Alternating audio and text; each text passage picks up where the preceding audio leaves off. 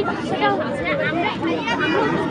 আমরাও তো আমাদের অধিকারটা চাই, আমরাও তো আমাদের দেশে স্বাধীনভাবে চলাচল করতে চাই।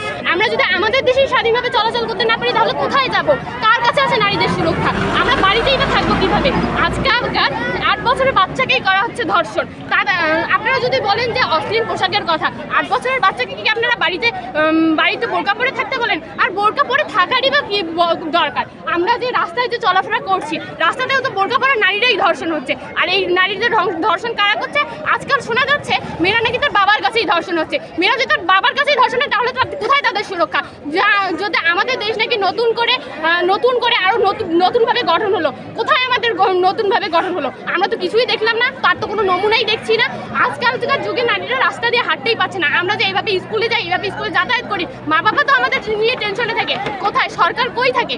আর থাকলো আমাদের সুরক্ষার কথা, নারীরা তো তাদের রাস্তাঘাটে চলাচল করতেই সুরক্ষা পায় না, তাহলে কোথায় পাবে? আইন শৃঙ্খলা যদি নারীদের সুরক্ষা দিতেই না পারে তাহলে প্রত্যেকের হাতে অস্ত্র তুলে দেখ, যাতে কেউ যদি তাদের সংস্পর্শে আসে তাহলে যেন সে তাদের সুরক্ষাটা নিশ্চিত করতে পারে। আর থাকলো আমাদের বাসা থাকার কথা, আমরা তো এখন ঠিকভাবে বাসাতেও থাকতে পারি না। মা বাবা সবসময় আমাদেরকে নিয়ে টেনশন করে, স্কুলে শিক্ষক শিক্ষিকারা আমাদেরকে নিয়ে টেনশন করে। আমরা কোথায় যাবো? আমরা তো আমাদের দেশের স্বাধীনতা চাই। আমরা এমন স্বাধীনতা চাই যাতে নারীরা 12টার সময় একাই যদি ধরি বড় কথা থেকে রংপুর পর্যন্ত যেতে পারে, এমন স্বাধীনতা চাই আমাদের দেশে। এমন স্বাধীনতার কোনো দরকার নেই যে দিনের বেলা মানুষ ঘরে ঢুকে ধর্ষণ করে চলে যায়। আর আমাদের দেশে ধর্ষকের শাস্তি কই? যদি ধর্ষকরা নাকি ধর্ষকদের ধরে নিয়ে যায়, কয়েকদিন পর নাকি জামিন করে ফিরে আসে, এটাই কি ধর্ষকের শাস্তি? তাই সে তো পরে আবারও ধর্ষণ করবে না, এর তো কোনো নিশ্চয়তা নেই।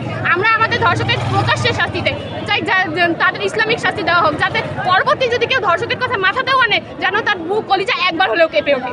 আমাদের ভাষা এটাই। আমি বলতে চাই আমাদের সবার মানসিকতাটা চেঞ্জ করা দরকার। কারণ একজন বাবা যদি একজন মেয়েকে ধর্ষণ করে তাহলে এটা কি হইলো?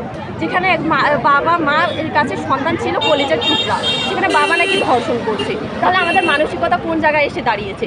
এখন একটা বাচ্চা মেয়ে পর্যন্ত সুরক্ষিত নয় তার দাদুর বয়সী লোকের কাছে, তাহলে আমরা কোথায় আছি? কোন বাংলাদেশে বসবাস করছি?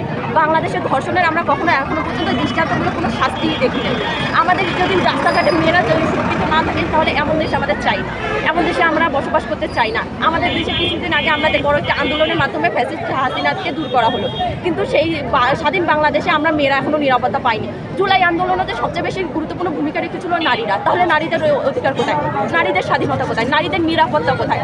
নারীদের যদি নিরাপত্তা দিতে না পারেন তাহলে এদেশে থাকার কোনো মানেই হয় না। এদেশের সরকারের কাছে আমাদের একটাই পাওয়া যে আমাদেরকে যেন সঠিক নিরাপত্তা দেওয়া হয়। আজকে যদি একটা বোরকা পরা মেয়ে নিরাপত্তা না পায় তাহলে আমরা কিভাবে নিরাপত্তা পাবো? আমরা তো প্রতিদিন যাতায়াত করি, আর একটা বাচ্চা মেয়েকে যদি ধর্ষণ করা হয় সে জায়গায় আমরা কিছুই না। একটা বাচ্চা মেয়ের তো পোশাকের অশালীনতা ছিল না, তাহলে আমরা কোথায় থাকবো? আমাদের পোশাকে তো অশালীনতা নেয়, তাহলে আমরা কেন ধর্ষিত হব? আমাদের বোন কেন ধর্ষিত হবে? একটা বোরকা পরা মেয়ে কেন ধর্ষিত হবে? কেন একজন বাবার কাছে একজন মেয়ে ধর্ষিত হবে? কেন বাংলাদেশে ধর্ষক থাকবে? বাংলাদেশে ধর্ষকের তো কোনো ঠাঁই হওয়া উচিত নয়। এখানে বাংলাদেশের নারীদের এত সম্মান দেওয়া হয়, কিন্তু নারীদের নিরাপত্তা কোথায়? শুধু মুখেই কি বলা হয় যে নারীদের নিরাপত্তা আছে, নারীদের সম্মান আছে, তাহলে কাজে করে দেখাচ্ছি না কেন? যেদিন কাজে করে দেখাতে পারবেন সেদিনে বলবেন নারীদের নিরাপত্তা আছে। ধন্যবাদ। আমরা